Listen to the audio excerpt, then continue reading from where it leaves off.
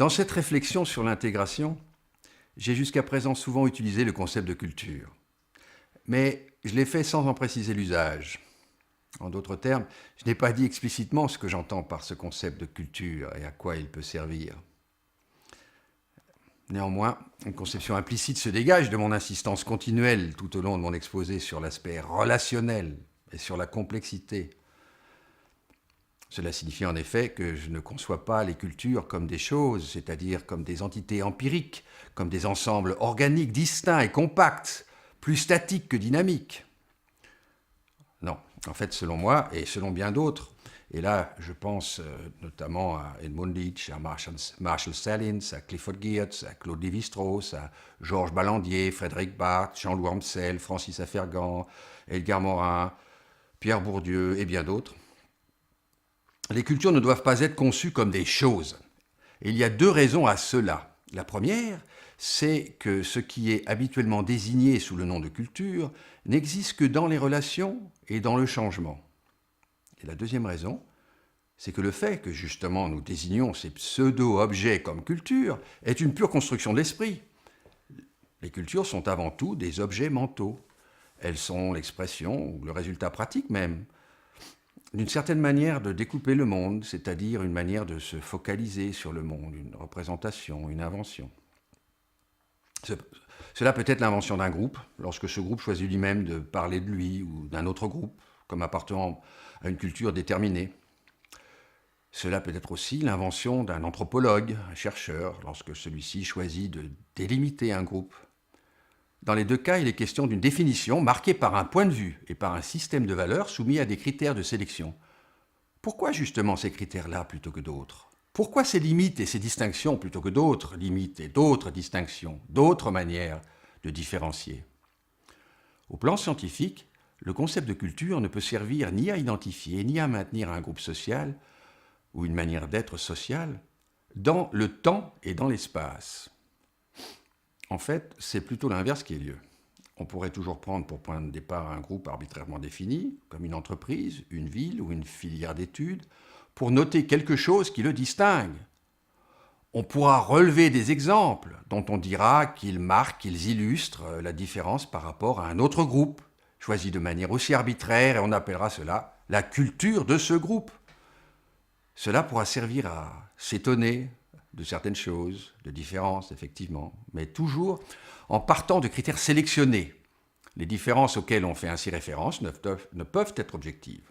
On n'a pas nécessairement pu relever tout ce qui est important dans la manière dont agissent et pensent les gens appartenant à de tels groupes. Autrement dit, le concept de culture ne peut servir à tracer des limites nettes entre des groupes d'individus ou des zones géographiques. A l'inverse, il peut servir, une fois qu'une frontière a été délimitée, à trouver des différences entre ceux qui se trouvent de chaque côté de la frontière. Ainsi, on pourra par exemple parler de culture d'entreprise, même de culture d'entreprise européenne, américaine, de culture d'entreprise scandinave, de culture d'entreprise danoise, de culture d'entreprise française, lyonnaise, marseillaise. Toutefois, le plus intéressant dans ces identifications, c'est ce qu'on choisit de relever, ce sont les critères que l'on utilise dans sa catégorisation. Donc non, le concept de culture n'est pas un concept objectif, c'est un concept normatif. Mais cela ne veut pas dire qu'il n'est pas utile, qu'il n'a pas d'utilité cognitive. D'un point de vue scientifique, il ne s'agit pas de fournir la définition précise et réfutable d'une culture bien délimitée, mais d'expliquer comment des personnes et des groupes s'identifient avec d'autres ou identifient d'autres personnes ou groupes. D'un point de vue scientifique, il s'agit d'expliquer les processus d'identification. La sociologie doit expliquer comment et pourquoi apparaissent dans la société des manières de catégoriser, de classifier et d'apposer des étiquettes sur des groupes de personnes, et comment et pourquoi ces manières se modifient ou peuvent être modifiées. En culture d'entreprise, par exemple, il y a des tentatives d'imposer un certain modèle.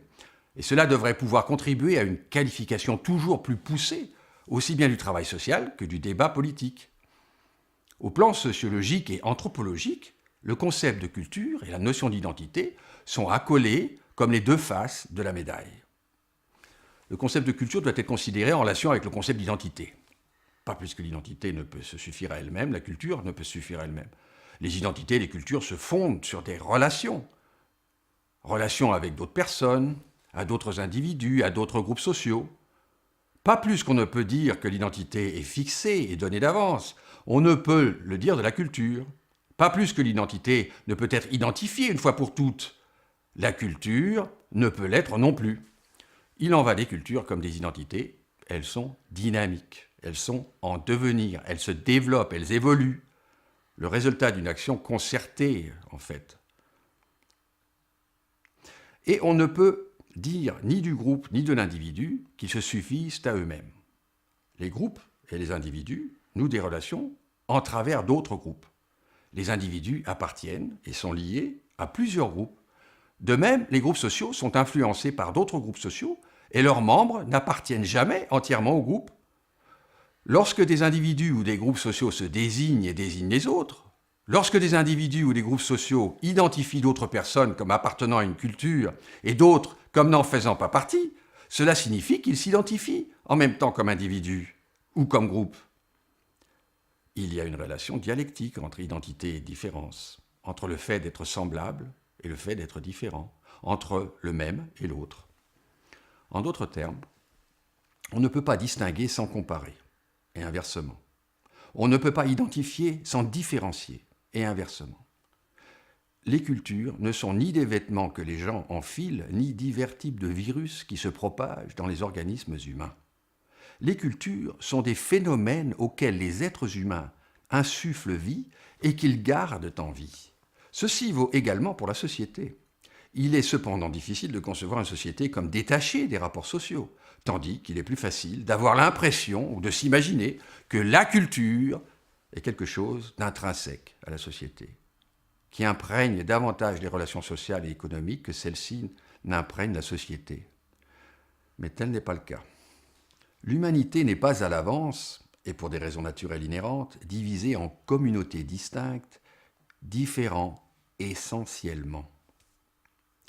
La sociologie et l'anthropologie ont également démontré que l'on ne peut pas isoler, dans les formes respectives de communautés humaines, des éléments culturels ou des composantes essentielles, sortes de corps simples qui perdurent.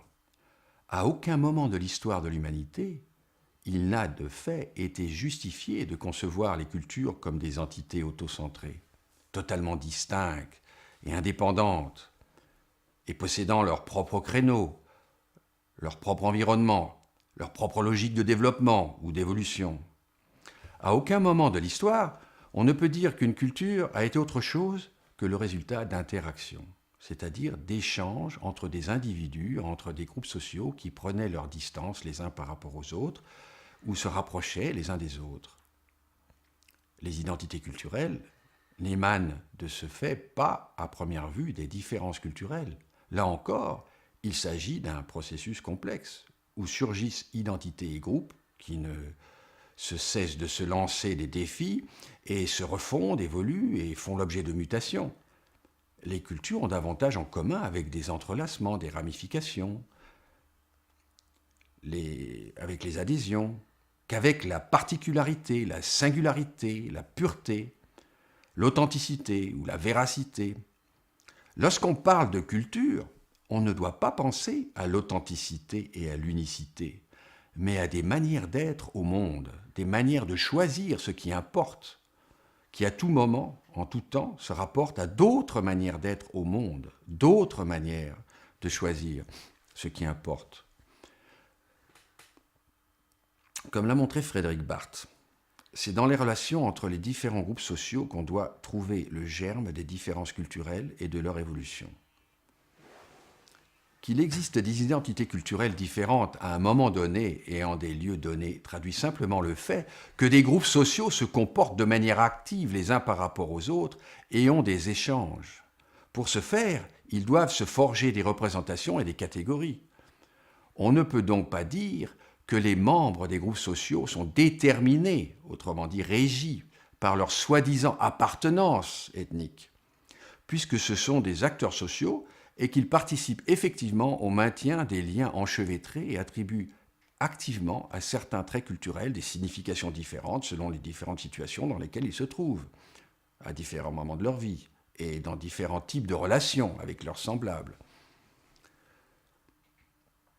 Les possibilités qu'ont les acteurs de participer à ce jeu dépendent évidemment des rapports de force et traduisent des luttes de pouvoir, des luttes pour le pouvoir. En d'autres termes, les groupes dominants de la société ont toujours davantage voix au chapitre. Mais cela ne veut pas dire que les minorités ne peuvent décider de l'ordre du jour, ni influencer les définitions sociales. Pour ce qui nous concerne ici, il nous suffit de remarquer que sont produits des représentations et des concepts sur l'identité et la culture. Et que cette production de concepts et de représentations a une signification sociale. Il est donc important de ne pas perdre de vue que la construction sociale d'identité entraîne des résultats sociaux, raison pour laquelle on doit, en tant que travailleur social, professionnel de l'intégration et politicien, s'intéresser à la manière dont on parle des processus d'intégration et dont on les met en scène. Il n'est pas, par exemple, neutre de dire qu'un comportement n'est pas français, on n'est pas danois, ou de faire référence à d'autres personnes comme étant français ou danois d'une autre origine ethnique. Ce n'est pas neutre d'apposer des étiquettes sur des individus ou des groupes, comme s'ils faisaient partie d'une catégorie déterminée à laquelle ils ne peuvent pas s'identifier eux-mêmes. On leur met une étiquette. Ignorer les distinctions qu'individus et groupes font eux-mêmes a des conséquences, bien sûr. Ainsi, cela a des conséquences d'employer des mots comme arabe, musulman et intégriste, presque comme s'ils étaient synonymes. Ou si, par exemple, on rappelle quotidiennement à un immigré qu'il ou elle est américain ou américaine, française ou chilienne. Le chercheur et le travailleur social doivent donc ne pas s'efforcer d'identifier les traits culturels particuliers comme s'il était question d'un ensemble.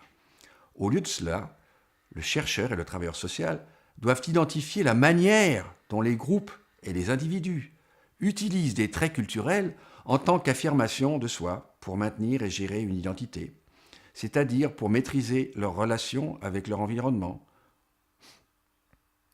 Dans cette optique, il convient, comme on l'a vu d'ailleurs, de ne pas ignorer le contexte relationnel, les liens enchevêtrés, qui seuls peuvent expliquer pourquoi certains traits culturels sont mis en exergue et d'autres étouffés. Ou autrement dit, pourquoi, à un moment donné, et dans une situation donnée, l'identité est gérée comme elle l'est.